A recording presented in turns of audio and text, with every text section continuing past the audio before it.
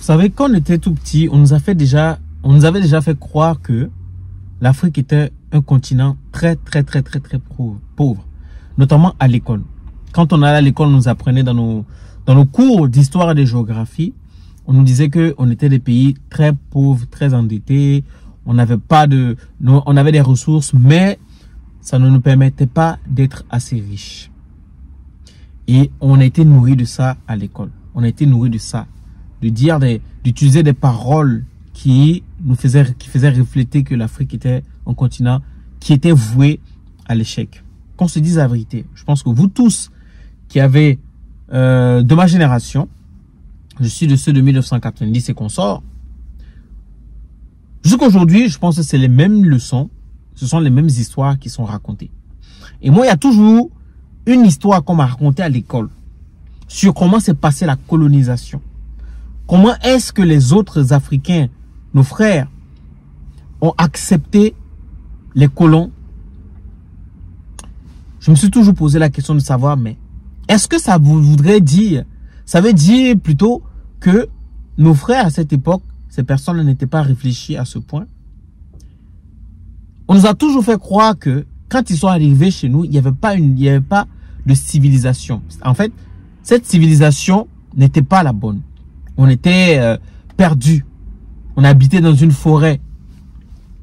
Tout ça, c'est une propagande qui était programmée pour semer ça dans la tête de tout Africain.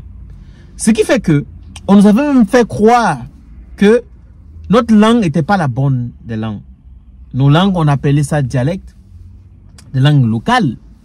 Et on forçait les gens à parler le français. Parce que quand les colons sont arrivés, personne ne parlait français dans nos pays. On avait nos langues personnelles à nous, nos langues propres à notre communauté. Mais on nous a fait croire, on nous a fait même pas croire, on nous a imposé les langues, la langue française ou la langue allemande, etc. Pour le cas du Togo, il y avait d'abord les colons allemands et ensuite les colons français. Les colons français parce que le Togo était placé sous tutelle de la France. Donc, la France n'a jamais d'argent à coloniser le Togo, mais vu qu'elle était placée sous tutelle, donc elle est passée sous colonie française. Elle est passée sous tutelle avec l'Organisation des Nations Unies. Donc, on nous a fait croire tout ceci. Beaucoup de gens ont été frappés, ont été tués parce qu'ils refusaient de parler le français qui était exigé. À l'école, je me rappelle quand on était enfant, quand on allait à l'école, on nous interdisait de parler notre langue. Ceci a contribué au fait qu'il y a beaucoup de gens de cette génération-là qui ne comprennent pas leur langue maternelle. Je ne viens pas ici pour dire que c'est forcément la faute du fait que non. Mais ça fait partie. Parce qu'il y a dans certaines familles également, pour éviter que l'enfant ne parle sa langue à l'école, parler le français à la maison. Et c'est ce qui a fait ceci.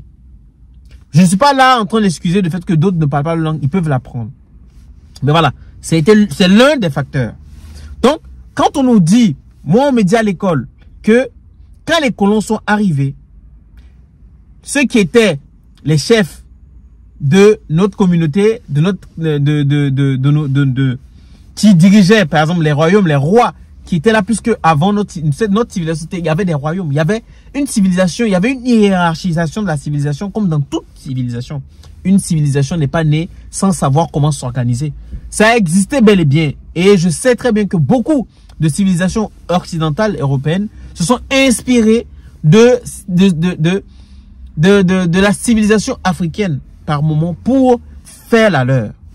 Faut aller chercher. D'autres vont dire, oui, qu'est-ce que je raconte? Mais cherchez, vous allez comprendre. Alors, quand on me dit, et qu'on me raconte dans l'histoire, mon prof d'histoire qui me raconte et qui m'explique que quand ils sont arrivés, les Blancs sont arrivés, nos frères ou les rois ont accepté de vendre nos terres parce qu'on leur a montré un miroir. Ils ne connaissaient pas le miroir, ils ne connaissaient pas le sucre, ils ne connaissaient pas beaucoup de choses. Est-ce que nos rois étaient entre griffes bêtes à ce point pour vendre tout un peuple à cause d'un miroir où il avait son reflet? Est-ce que un roi peut, lui, être bête et pas réfléchi et se dire que, oui, on lui a proposé du sucre et il ne connaissait pas du sucre, alors, lui, il accepte de vendre ses frères. Donc, ce qui veut dire que nous, en Afrique, la bouillie qu'on boit là, qu'on faisait, qu'on connaît, on boit, on nourrissait les enfants là. Cette bouillie-là, on buvait ça avec le piment. On mettait du piment pour boire. Les gars, des fois, il faudrait que nous, on se pose et puis qu'on essaie de chercher à comprendre. Il faut qu'on se réapproprie notre histoire. C'est pour ça que moi, j'exhorte tout le monde. Sur ma chaîne, je fais des vidéos d'histoire. Je fais le tout pour le mieux pour aller trouver, pour raconter l'histoire, pour m'approprier. Parce que moi-même, ça me permet, moi, d'apprendre beaucoup de choses. Mais derrière aussi permettre à d'autres personnes de chercher et d'apprendre sur eux-mêmes leur propre histoire. C'est très important parce que les histoires que nous avons dans nos livres, dans l'histoire de la géographie, ce n'est pas nous qui avons écrit. Ça a été imposé. Ce sont les autres qui ont écrit ces histoires-là et qu'on nous raconte. Je vous laisse passer, je vous passe cet extrait du coach Simon Ouedraogo du Burkina Faso, qui est sur un plateau télé, qui explique comment, depuis le bas âge, on nous apprend à insulter notre pays. On nous apprend à dénigrer notre pays et on trouvait ça bien. Regardez un peu. Donc, vous voyez, pour moi, il y a un travail forcément, c'est de la propagande. Donc, s'il vous plaît, on est aujourd'hui à une époque où nous avons la possibilité d'aller nous-mêmes chercher l'information. Internet nous permet de le faire, d'aller trouver des bonnes informations. Il y a des fausses, mais il y a moyen de trouver des bonnes informations.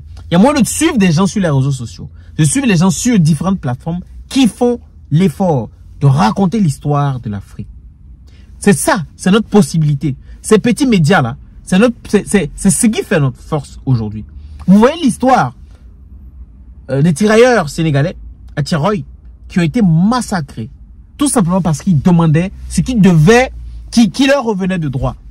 Mais comme à cette époque, l'Africain, le noir, comme ils disent,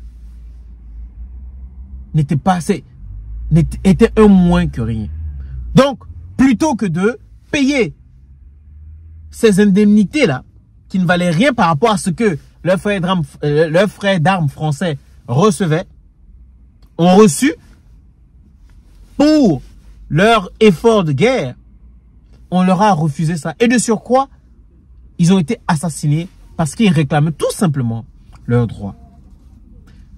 Dans les jours à venir, je vais moi aussi vous proposer l'histoire des tirailleurs sénégalais, de par mes recherches un peu partout. Mais cette histoire, moi quand je l'entends à chaque fois, elle me fait mal parce que c'est de l'injustice. C'est de l'injustice et les acteurs refusent de reconnaître parce qu'ils utilisent des termes et des mots qui pour alléger les actes qu'ils ont posés. Mais nous savons tous que ça a été un massacre, un assassinat, une exécution programmée, bien pensée pour éteindre ces personnes-là. Et quand ils l'ont fait, dans les histoires, dans les faits, ce sont des mutins, c'est des gens qui se sont rébellés. Et il y a même des documents qui disent qu'ils ont même reçu le solde. Mais tellement, c'était l'argent qui leur préoccupait. Et ce qui a fait qu'ils se sont rébellés et ils ont été exécutés, ils ont été assassinés. Il y a eu une répression.